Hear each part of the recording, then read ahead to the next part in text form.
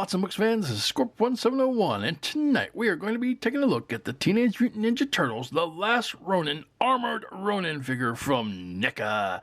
And this figure is based on the awesome Teenage Mutant Ninja Turtles, the Last Ronin comic series from IDW, which depicts a dystopian future where one lone surviving turtle is on a quest for vengeance against the individuals responsible for the rest of his brother's deaths. And I'm not going to tell you which turtle this is till the end of the video, so if you really want to know, you can wait. If not, go read the story. It's a great story. It's like one of those dark futures that you got with The Dark Knight Returns, and you got with X-Men Days of Future Past, and Spider-Man Noir, I think.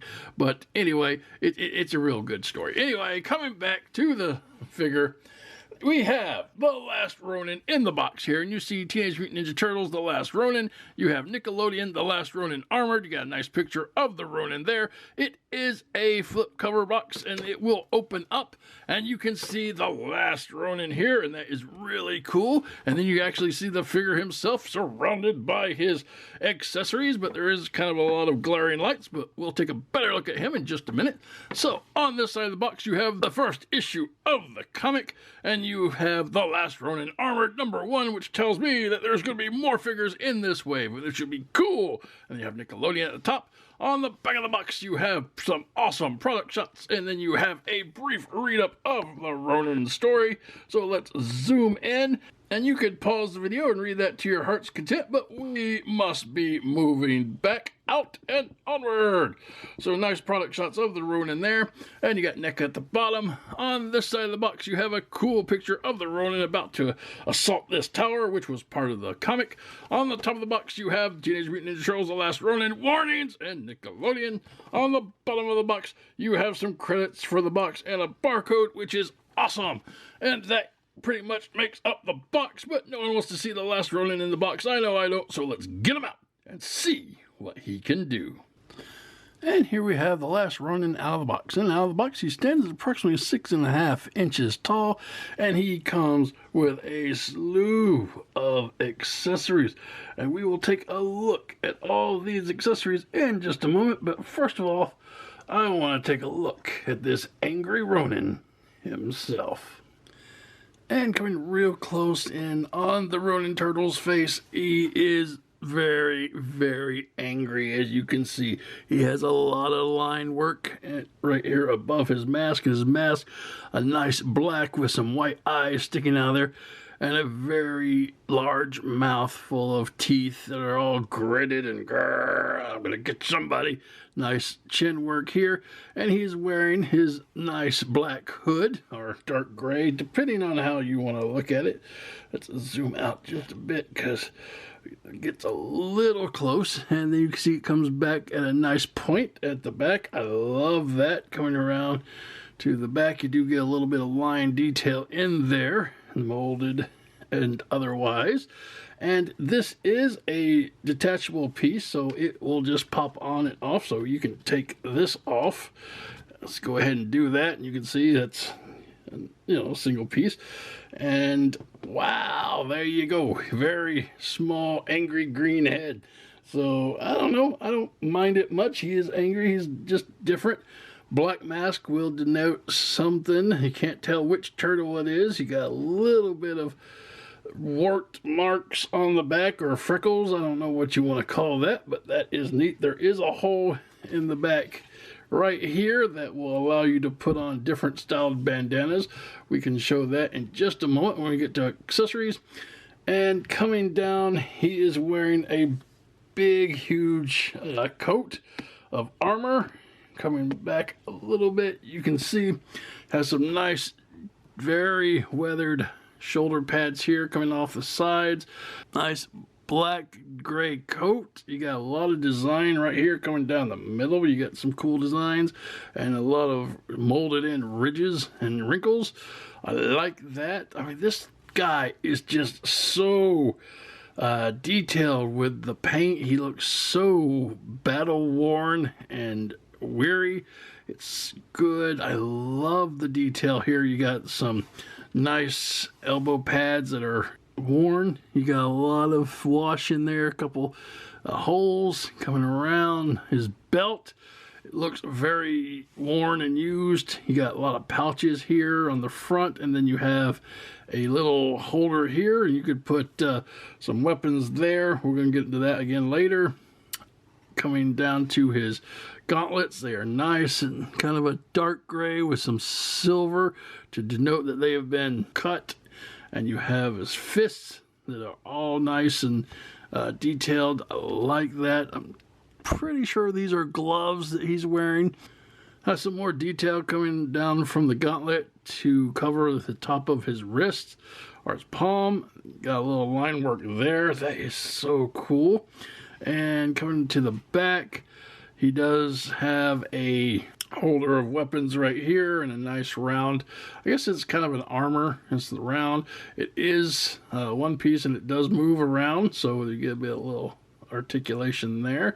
And then you have a holder for the bow staff and a holder for the katana blade, and there's just a lot of good detail, kind of bigger on the back, so you can imagine the shell being under there. That is cool. He does have some similar colored pants, gray or black, however you want to look at this color, and they have some wrinkles and ridges in there. Two different types of knee pad here, a nice round one and then a rectangular one here. Then you come down to his feet, which are wrapped and have some line work, and then his actual feet has some sandals on, which are nice, and you get some detail here on the sides, strap details. The toes are different color, so that is really cool. So this guy is pretty much armored up to the teeth. The bottom of the feet, you get some ridges and some holes for him to stand in. So yeah, this guy looks awesome and mean and angry, and I would not want to get in his way. All right, moving on. And for all articulation, starting at the head can go around 360 degrees. It can kind of look down a little bit. It can kind of look up a little bit more. And you do get a little bit of wiggle waggle from the head, so not much. Coming down to the shoulder can go around 360 degrees, but you'll have to work it around the shoulder pad, so that's kind of tight and hard to do. Kind of comes up just a hair from the body, but can go down a little bit. That will bring us down to the elbow bend, which is double hinged elbow bend. I like it. A lot of motion there. Coming down, there is kind of a forearm rotation built into the elbow joint. I wouldn't say bicep because the bicep is up here and this is more forearm, but there you go with that, 360 degrees. And then you do have a lower bicep that's independent of that will go around 360 degrees right where this gauntlet is. That will bring you down to the hand. Hand is 360 degrees and can hinge in and out based on the hinge in this hand. The other hands are hingeable too. Then come down to the midsection. The midsection does have a ab crunch, a little bit forward, a little bit backwards. There is something there, so we can get you a little side to side. And that's the point where you also have the 360 degree waist articulation, even though it's slightly above the waist, but that's okay. The hip skirts kind of get in the way of your articulation of the legs, but you can kind of move them a little bit, and that will get your leg up a little bit like that, and then down and back. Not a lot. You basically get maybe half an inch back, and then out to the side if you move this hip skirt up. So that's pretty good there. Does have 360 degree thigh rotation like such. Then you come down to a double hinged knee, which gives you good rotation and movement there. I like that. There is not a boot cut per se. There's nothing here. This is all not movable, stasis, static, whatever you want to call it. But when you come down to the foot, you do have a hinge, so the foot can go up a little bit, it can go down a little bit, and it can rock around the world 360 degrees. So there is a lot of articulation in that foot. All right, and that is going to be the Last Ronin's articulation. Moving on. And for alternate heads, we saw the one that comes equipped with this angry one with the closed mouth. He also comes with this one with an open mouth, and they're pretty much the same looking head. Kind of looks like watermelons to me, but you can see they're both very angry, but very nicely detailed and sculpted with the line work. And on the back, you have these nice little holes right here and here, and what these are for are to hold the different styled bandanas if you'd like. You have a longer one here, and then you have one that's a little closer together. And basically you could just peg these into the back, so that is what you get with that look. So it's not too bad. I like both of these particular headbands, and I don't really have a preference. They both do different things, and they do them well. And when it comes to the hood, there's also a little tab on the inside of the hood that will peg into the back of the head where the bandana is pegged, if you like the hooded look. Moving on. And for hands, the Last Ronin comes with 3 complete sets. He comes equipped with 2 sets of punching hands, which are nice and, molded into the fists, so he can punch some enemies. He comes with a set of open hands, so he can grab or make like he's going to get somebody. He's like, ah! Or, oh, why? Which are really cool. And then finally, of course, he will come with a set of weapon-holding hands because, well, he's got tons of weapons, so he's going to need something to hold them with. So, yeah, those are pretty much the 3 basic sets of hands that every good turtle needs. So we got them covered. All right. Moving on. And when it comes to weapons and accessories, he has this grappling hook type thing. It has 3 claws to it. It's painted very nice and silver, and it's attached with a string, so you can kind of have him hold this and kind of throw it and maybe hook it up somewhere on a display if you have it, and you can kind of climb up the wall if you were so inclined. But it is really neat. So that is his grappling hook. Moving on. For another weapon, he has this nightstick looking thing that's very nicely detailed. Got a lot of good line work in here, and the ridges and grooves, and it's nicely painted, and he could hold this and start taking out some enemies, as it were. Not sure if there's an official name to it, but I like it. It's really cool and very sturdy. Well done for a weapon. Alright, moving on. And one of the smallest accessories he comes with is this nice little grenade type thing. It has a nice silver finish to it, and a lot of detail, and you got some nice red here for the blinky light or detonator switch, whatever it is. But basically he can hold this and throw it and it will explode, and it's one of those things that you need to really be careful with lest you lose it and it becomes one with the carpet. Alright, moving on. Another small accessory. He comes with a generous supply of throwing stars. There are 4 of these, and they are kind of sharp at the edges, so be careful. He can hold these and pretend like he's throwing them, and again, like with the little bomb, this is one of those items that is easily lost in the shuffle of things. Alright, moving on. And for his next accessory, he comes with these little goggles, and they're really nicely done. They're nice and silver, got black for the visors, a little bit of red for some reflections, and you have a good actual strap that actually moves, so you can fit it over both heads, or you can put it hanging below his chin, so that is really cool. So yeah, these are a really nice touch, and good to have. Alright. Moving on.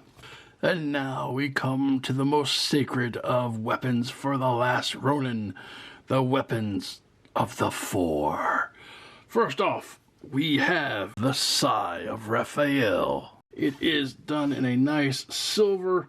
It has a good wash to the wrappings on the bottom and a nice silver handle, and this is a really well designed sigh, and it is very sharp, so be careful with that.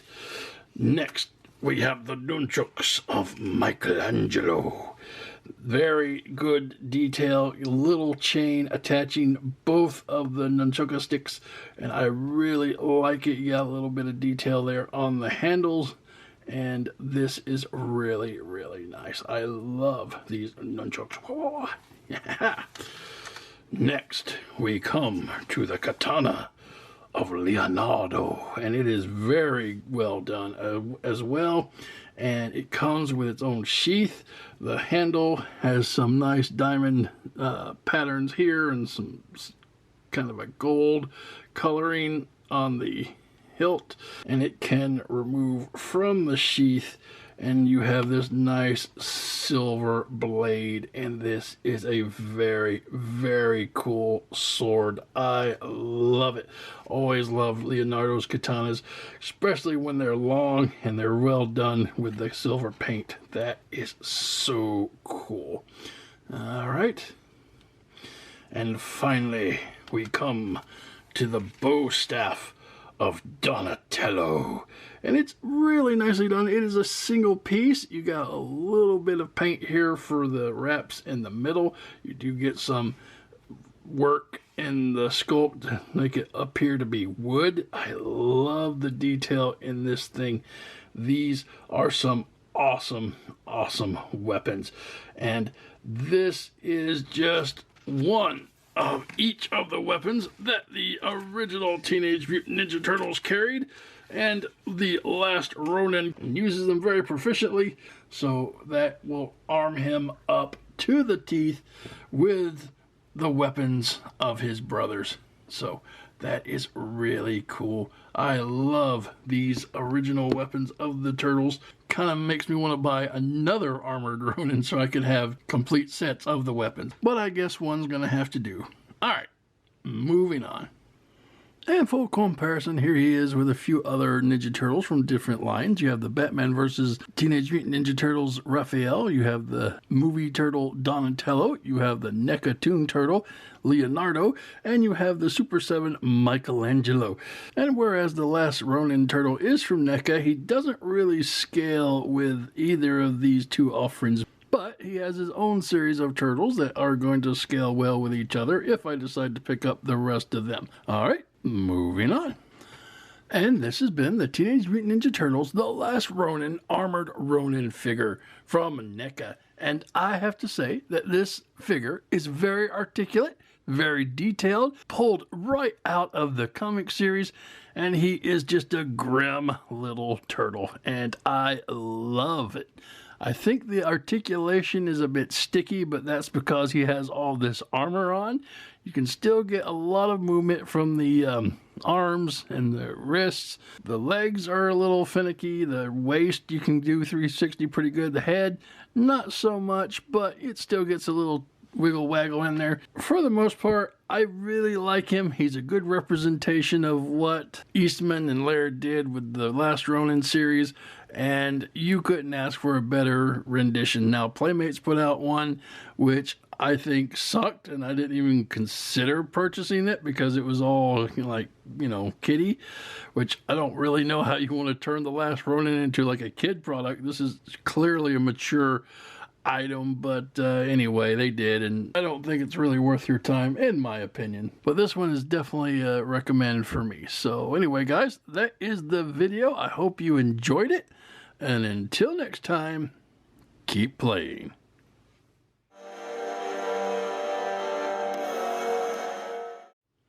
Ah, yes, there is that one final piece of business for those of you who want to know. But ask yourself, do you really want to know? Or could this be any turtle on a quest for justice? But I know, it tasks you to find out. Which turtle is the Last Ronin? Could it be Leonardo with his discipline able to save him and be the last turtle standing? Could it be Donatello with his intelligence allowing him to figure out a way to survive? Could it be Michelangelo with his youthful energy to preserve him through the hard times? Or could it be Raphael with his pure rage driving him on, refusing to die with his brothers? It is a vexing question, my friends, And if you must know, then behold, I shall reveal to you the Last Ronin, for it is none other than Michelangelo.